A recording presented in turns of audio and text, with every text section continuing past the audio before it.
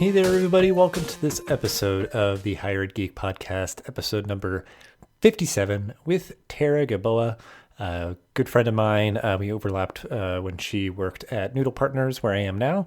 She has since left, continued to do great things, but wanted to bring her on to the podcast because I believe she just so perfectly fits the bill of a higher ed geek. She's really engaged and connected to this work, comes at it kind of more from the instructional design, learning development sort of side of the house. But always appreciate her insight and her enthusiasm and just genuine care for this work and all that she does to invest in it, especially out in her community there in Colorado. So please do connect with her, find her in everything that she mentions down in the show notes. And without further ado, this is episode number 57 with Tara Gilboa. Cool. Well, I appreciate you jumping on for this and making some time for the show. And I've been looking forward to chatting a little bit more. And I think, we'll just start out as we always do with guests to have you introduce yourself and give like a brief overview of your professional journey and how you got to be where you are today, which I feel like will probably be an interesting story because you've done some pretty cool different things and stuff. And we overlapped obviously for a bit of it, but just kind of start us off with that introduction. Sure. My name is Tara Gilboa. How to summarize my professional journey? I'm an educator by training, first and foremost. Now I'm more working in learning design and research, but I started off as a classroom teacher. I went to undergraduate at Oberlin in Ohio. And while I was there, I joined a program called the SITES program, Spanish in the Elementary Schools. And I had the honor of teaching first, fourth, and fifth grade Spanish. So everything kind of kicked off there. And I meandered through both K-12 and higher ed, teaching primarily Spanish. And then a couple years ago, moved more into professional development and doing trainings and integrating technology into the classroom and different learning experiences. And that's kind of a short synopsis of where I've been, but can speak about more experiences in more detail if need be. Yeah. Well, I think we'll kind of go through chronologically a little bit of this stuff here because I think, Sure.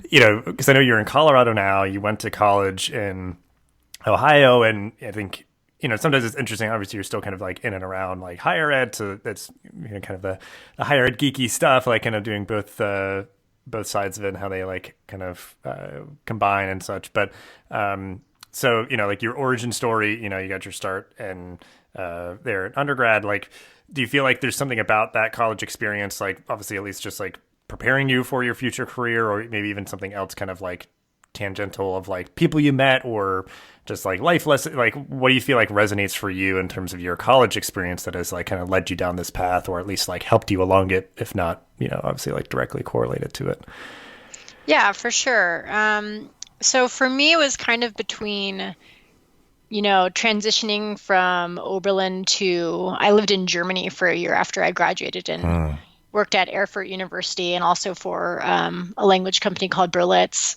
And I spent part of the summer of that transition just diving into the fourth grade curriculum redesign for the public schools there. This was for the Spanish curriculum, and it was really important for keeping their IB status recognition, the language program component that is. And I was just obsessed. I went through the entire program and was meeting with the teachers in doing this redesign and trying to integrate it more closely with what students were experiencing throughout the year as well, because it was an immersion approach. So that was definitely pivotal for me. It was my first time in doing like a curricular redesign, and that was at a pretty pivotal transition as well. And so that teed me up really nicely for showing up in Germany and meeting Barbara Kunste, who worked at the university randomly in a library, and like going through a portfolio of design projects and starting off there in higher ed and working with her. Well, I guess, do you think then that like there was like a fork in the road or anything in terms of like, obviously this like really solidified like a big interest area for you that you've really like, just immersed yourself in now for the past several years and stuff like that, like, is there anything else that you feel like you would have done in terms of like, if that was like really pivotal for you, of like, oh my gosh, like this is super engaging for me, like really interesting, and that sort of thing. Like, you know, for me, Yeah. like, and I talk with a lot of people where it's like, if there's at least generally an education, again, you had that experience as well, like going through like K through 12, like I thought I was going to be a high school history teacher, but I kind of had the fork in the road of like, do I really want to do like my entire senior year as student teaching? And then, you know, Yeah. really kind of be limited in terms of options there, decided to go the higher ed route. But yeah, was there like other options that you considered, at least like education wise or otherwise, I guess, someone's just out of curiosity? For me, I think it kind of all rolled into one thing rolled into the next pretty naturally. Mm-hmm. I definitely, well, it's just reflecting back on undergrad. Oh, so long ago now. I studied abroad twice. I Mm. spent about half a year in Mexico and another half of a year in Spain. And so there was a big part of my like emerging identity where I was so fascinated and interested in cultural anthropology and immersing myself in other cultures and learning more languages and kind of the impact of what cultural anthropology could do for education and educational systems and how that interplayed and just doing more research and less design. But this was a flickering moment. Mm. Well, I guess, yeah, if it's always like realizing, you know, maybe like subconsciously for a long time, like, yeah, like a lot of things you've done, it's just like, how do people learn? How can we facilitate better learning environments? And like, you know, having this epiphany at a pivotal moment, maybe where it's like, wow, this is really something that I want to like purposefully pursue, or something. If before maybe it was just kind of like the wind's kind of taking you in a direction, you're kind of just like, okay, you know, I'm not fighting it, you know, I'm just kind of going with it. But after a certain point, like it kind of compounds, and, you know, kind of actively pursuing new opportunities in that area, I guess. But so I guess then that segues perfectly of like, you know, this is your world now, working in, you know, education, learning and learning development, design and all that. Like what do you enjoy most about it? Like specifically, like what do you feel like keeps resonating with you, that, you know, through the tough times, like continues to carry you through? Because I think, you know, just education in general can be something that a lot of people put a lot of their like, you know, emotional energy into, they care a lot about. And obviously that's a good thing, but, you know, it can also be difficult work at times, because it's not often, you know, purely exact science, as much as we're developing it a lot more that way. But yeah, like what do you enjoy most about it? Like what keeps you inspired, keeps you motivated? For sure. I've been thinking a lot more about that recently, actually.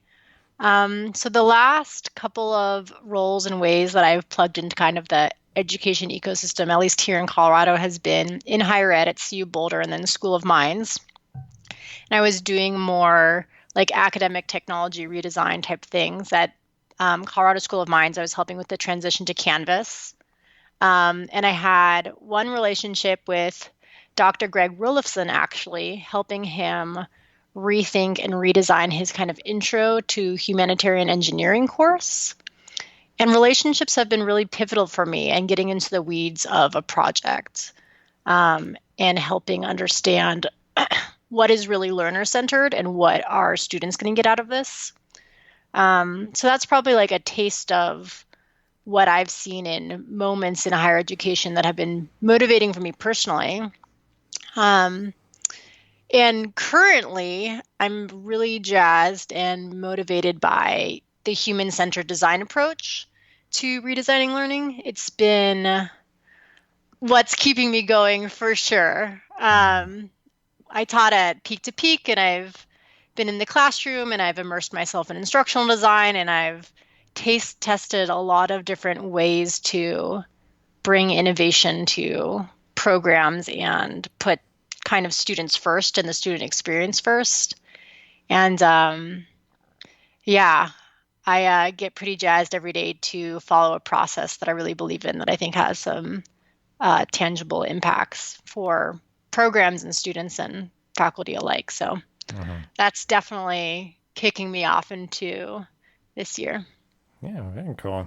Well, yeah, and I think that's like a thing in terms of like now, like there's a lot more opportunities, and something I've tried to encourage people is kind of open their mind to different opportunities within higher education, you know, like different organizations, and trying to figure out like kind of the kind of Goldilocks of like, oh, okay, this is like too much of this or not enough of that. And that like, so sometimes it's just like, it's your team, it's the culture, or if it's like, those sort of things. But then like, yeah, like what is sort of like the philosophy or the values of the organization or how they do their work and those sort of things. So, yeah, it's good, like feeling like you're kind of landed right now in a place where that aligns better. And I think, yeah, it's interesting too, just knowing like for yourself that, For sure. yeah, like knowing that, or like knowing what you're looking for, but then also respecting so much about like the people and like the community and those sort of things mattering, because that can kind of be like more evergreen no matter like where you are and what you're doing. It's like, well, I've always got this community of people and my network that will help challenge me, help me learn and grow and meet other people, and they may help find the next opportunity if you needed it or something like that. So because I know too, like you've done that a little bit in terms of like really engaging with some of the community that's there in Colorado and stuff too, right? I don't know if you want to Totally. talk a little bit about that. Yeah. Yeah. So like outside of work life, I put a lot into volunteering in my community. It's been like, what if I'm not working on projects or with like family and friends and or biking or something, I'm constantly volunteering, and I've been involved with Boulder Startup Week for 3 years now, kind of being a co-captain of the education track. Uh-huh. And we're gearing up in May to put on 5 more events that kind of will showcase, or rather be a taste test of the education ecosystem out here in Colorado. So Graham Foreman and I are trying to involve a variety of startups, nonprofits, foundations, investors, just all these different members who contribute to the possibility of innovation in education across Colorado and the US, really. So it's a labor of love to put that on, but it's great to involve as many people as we can. And we're excited this year for sure to kick off the week with a little bit of networking, but then also have a early childhood education event all the way through the post-secondary grade education debate, which should be fun. Yeah. And just really bring people together around with all these different perspectives for what's it looking like to innovate in education around Colorado K-12 and higher ed. Yeah. Well, I think it's Really like, fun. yeah, like, and it's nice, like, if it's stuff, it's like, like, I'd probably be going to this anyway. Like, if it's just an event that's fun, it's like, and I'm happy to help, like, I'd be there anyway, help do what you can to, help make it better and that sort of thing. So, Yeah. yeah, because I think that's something I've recognized now. Like, I've kind of bounced around living in different areas, but like, enjoying where I am now and trying to find, and maybe if at a certain point it's like I can't find it, then build what I feel like Make I it. should have. Yeah, like Totally. so it's the idea of like being in a place that I feel like I enjoy, but also like it's kind of maybe primed for like a good like higher ed community and this sort of thing. So yeah, just Absolutely. appreciate you putting in the effort and energy for that. It's definitely important. Well, I guess, I mean, again, I think I've kind of resonated lately with like, the guests that I'm bringing on. Like, I always try to find people who I feel like are like higher ed geeks. Like, they geek out about Oh, higher ed yeah. and all that kind of stuff. So I definitely feel like you fit that bill really well. And I think it's clear that you are very, very thoughtful and engaged in this stuff professionally. But I don't know if there's other stuff that maybe is not related that is helping you inspire you in your work or anything like that. But I mean, like, just like, what are you geeking out about currently? Like, it can just be non sequitur, like stuff personally that you do in your free time, or stuff that is kind of like helping to inform your worldview, or any of those sort of things. Like sometimes I'm reading like a lot of nonfiction books that are not higher ed related Yeah. explicitly, but just sort of inform me being a human. But Totally. so yeah, I don't know what's kind of capturing your attention. If I'm geeking out about a lot of things. yeah. I'm geeking out about like work wise, like doing more empathy interviewing and user research for designing programs. Mm. I am geeking out on this book called Range that I started reading recently. Geeking out about, let's see. I'm starting to geek out with my friend Katie O'Block for our post-secondary great debate event, trying to bring in someone from CU Boulder and someone from Galvanize and Guild and just a variety of different organizations that are changing or influencing what post-secondary options look like in Colorado and otherwise. And we're having a lot of fun trying to think about what could this debate look like. Is it going to be primary style, like a caucus or something? We're not really sure, but it's definitely going to be a fun time. I'm definitely geeking out about cleaning up my little condo and making it epically organized, but that's just, I think, a constant life journey as I look around here. Right, right. All those things. Yeah, which I feel like I'm always doing. I'm just like always looking at myself like, do I need this? Can I get rid of it? Can I donate it? Like, because How many plants do I need? Right, right. Like realistically, yeah. Because well, sometimes it's like you're not like doing without. Sometimes it's just like you get rid of things to make room for the new things versus like having to try to cram. Where it's like, oh, I know I need new shirts. It's like, well, before I get new ones, let me like get rid of some old ones or whatever.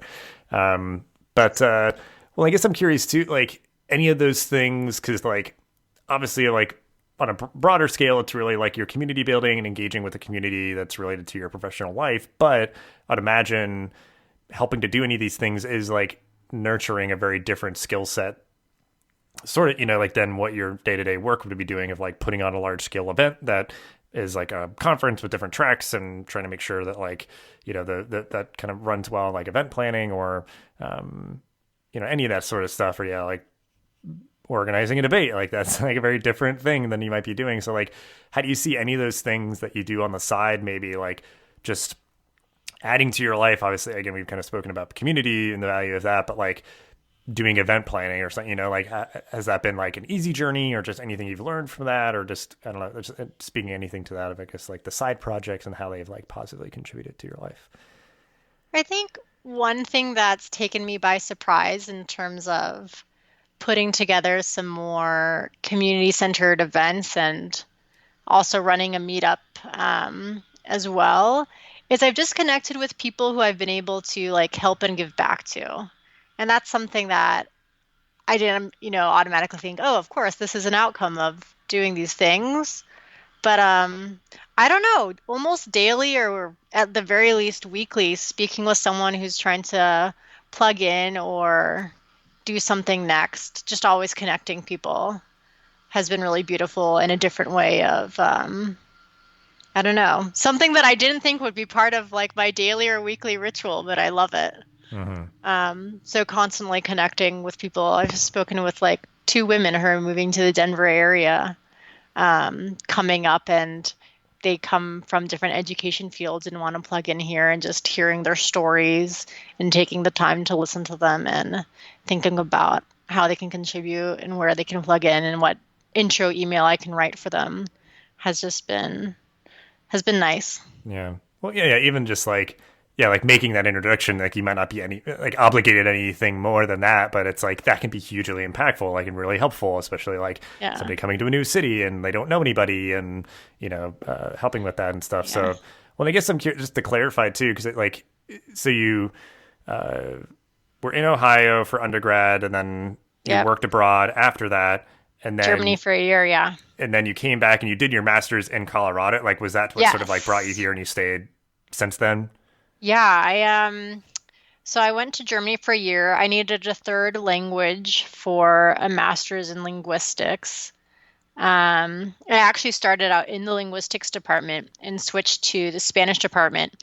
It was cheaper because it was a full ride, and I got to teach. I got to teach undergraduate classes for a couple semesters, and I loved that and really missed being in a classroom with students. And so graduate school brought me back to Colorado. I also have some family out in Denver. And I stuck around. I love the state. Yeah. I visited Denver last year. It's very beautiful out there. I hope to come back again. And you must come visit. Yes. Well, because I didn't even get up to Boulder really. Like I just did stuff kind of like in downtown Denver, because I had to work a little bit while I was there. But so yeah, I've only heard great things. And well, I guess my point in asking that was just clarifying, I guess, like the full chronological story, but then also like, I mean, you had, I guess, like family and those sort of things. Like, do you feel like your transition helped inform like trying to help other people with their transitions to that area? Because like you had like you literally did the journey that other people are doing now that you were helping them with. Like, does that come up at all, I Kind guess, in of. terms of like being that helper? I mean, I think what I've been sharing with people who are kind of making the transition or like looking to come to Colorado or figure out where to plug in, it's been more helpful just that I've been actively volunteering and part of so many communities and just trying to give back in that way. Mm-hmm. Um, yeah, also between leaving Peak to Peak and starting at CU Boulder, I attended my first Startup Week in Education, and that was without a doubt pivotal for me because it was my first professional development moment where I was in a room not just with educators, but with educators, technologists, developers, designers, all trying to create innovative solutions over the course of 58 hours to impact education, and that world even existed Mm-hmm. while I was a classroom teacher or that type of professional development existed, I didn't even know. And so that's kind of carried me forward for sure into why I've plugged in this way and how I think about those conversations with people. Like less my own journey. I felt it was more almost, I don't know, a little bit haphazard and random. Went to Germany, loved it, wanted to do a graduate degree, didn't really know what I was doing except that I wanted to study language acquisition and pedagogy and read and write about it and just like nerd out about it. I definitely geeked out on second language acquisition as it relates to Mm-hmm. pedagogy in higher ed for a number of years before getting hooked on design and how design relates to education.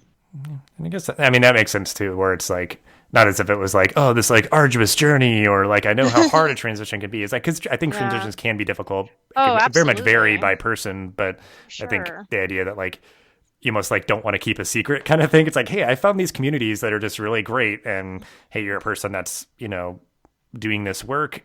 Please like join these community. Like you can kind of vouch for them and speak to the experience and everything. Yeah, Yeah, absolutely. almost more of just like that courtesy or that obligation to, spread the word. Yeah, but that's great. So I guess, you mentioned a book at least that you were reading or anything else that you want to mention though, like that you just like classics for you, like must reads or just stuff that's capturing your attention right now, just specifically like anything that you want to kind of just name drop so we can include in the show notes of stuff that you are Sure. reading, watching, and or listening to. Well, a classic is The Flat World in Education by Linda Darling Hammond. I read that one in undergrad. I don't know if Range is actually out yet. What is it? Is it March still? Yeah, we're still in March.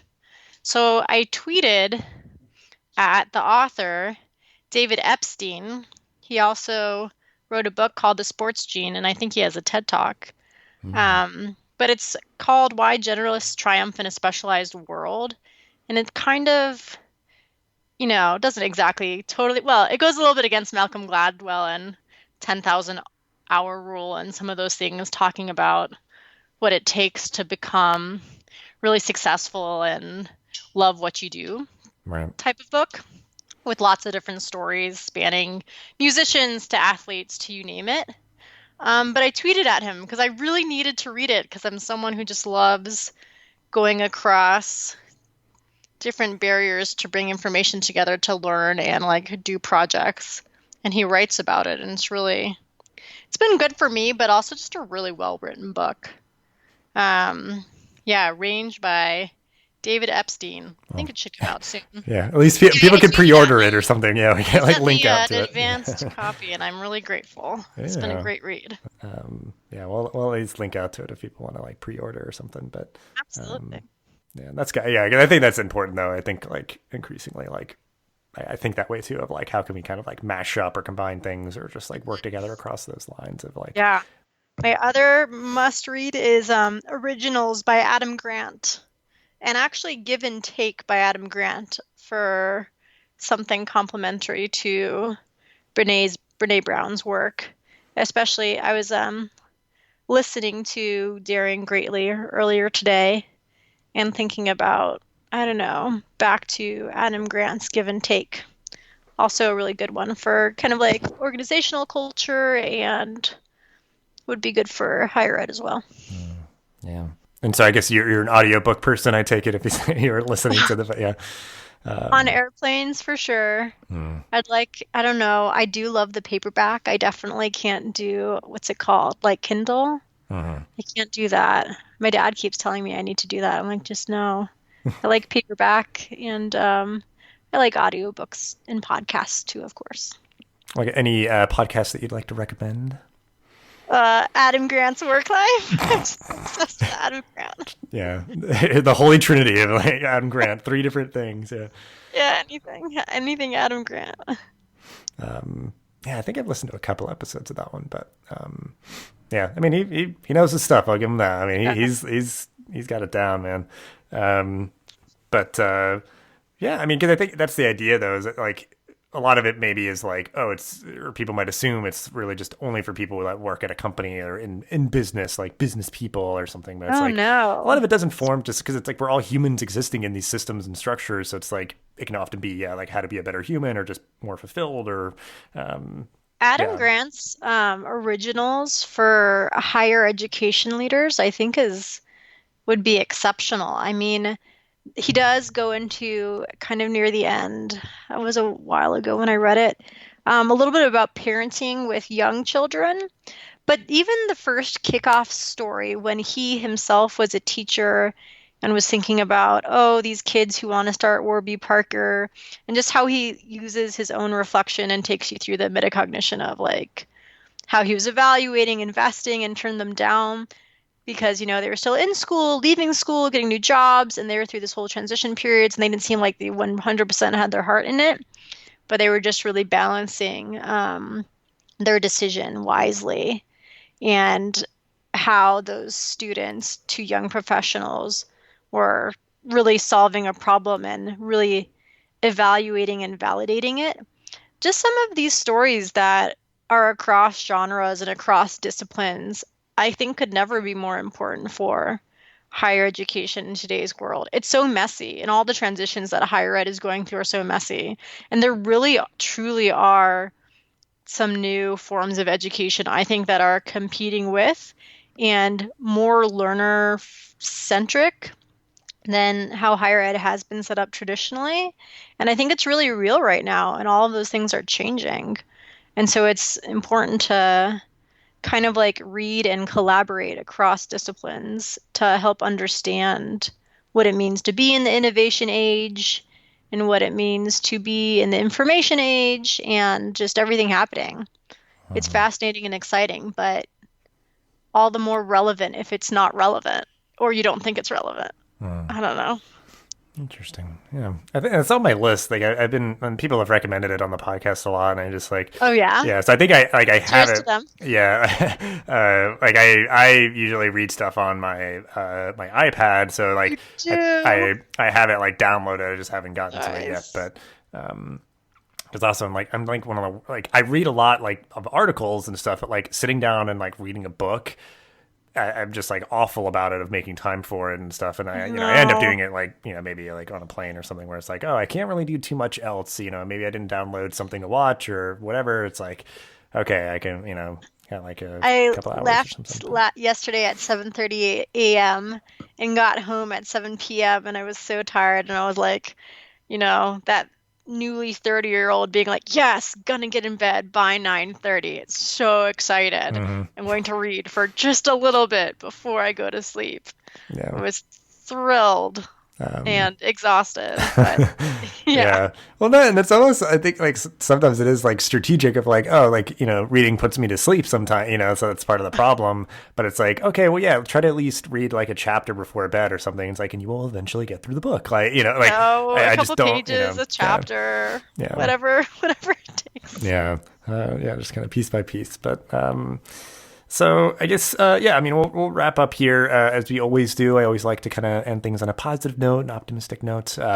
So what is something or are some things that you are looking forward to in your job, life, and or the world? So it can be any Yeah. one of those categories or all of them, each of them. Yeah. I'm looking forward to long, epic bike rides in summer across Colorado, always. But I'm also just like work-wise for myself right now, really excited about the impact with a project for Code for America, where we are helping to look at how people are filing their taxes and getting certain tax credits in Colorado and what it might mean to build or design something to help people learn and navigate that process much more effectively and get the money back that they deserve. And that for me has just been an amazing experience, an example of how going through the human-centered design process can really build a program or a tool or whatever the learning solution is that will impact people's lives and really change them for the better. And so I'm excited to honestly just honored to be a part of that and see what happens with our research and our program. So that's been epic, for lack of a more professional word. Yeah. Well, that's like, I think a lot of people are starting to kind of get the dust out of their eyes, but the idea of realizing how purposefully opaque filing taxes are here, and that it doesn't have to be that way because other places have easily figured out where it's okay, it's automated or done for you, and you just kind of have to verify it that it's correct, or at least you're not paying for it or whatever.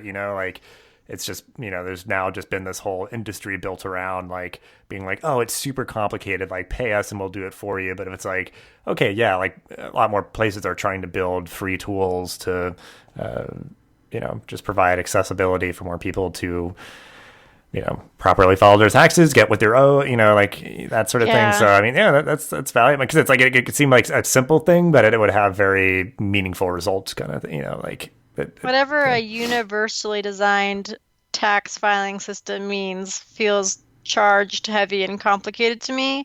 But just the process and doing the thoughtful research, that's the type of work I hope to be doing, not just in learning projects in general, but bring back to higher ed for sure. Yeah.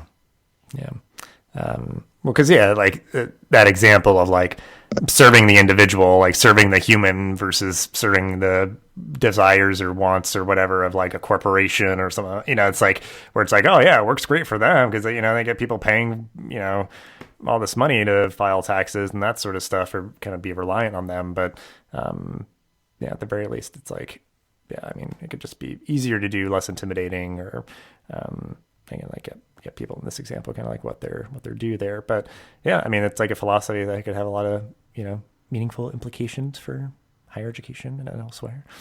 Yeah.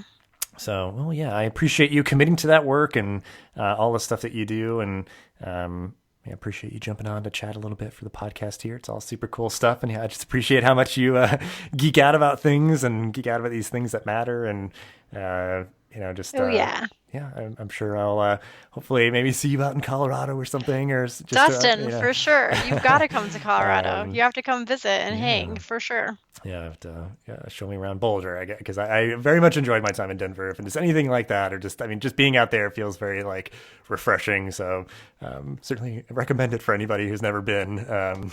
I was very happy that I get to spend some time out there. But so yeah, again, appreciate your time and everything that you shared. And again, we'll have all the stuff we talked about in the show notes as usual. But absolutely. This podcast is part of the Connect EDU podcast network, bringing together diverse voices in the higher ed community.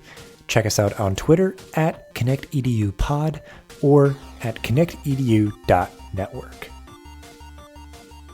Thanks for listening to this episode of the podcast. Make sure to rate, review, and subscribe so you never miss an episode. Thanks again for listening, and we'll see you in the next episode of the Higher Ed Geek podcast.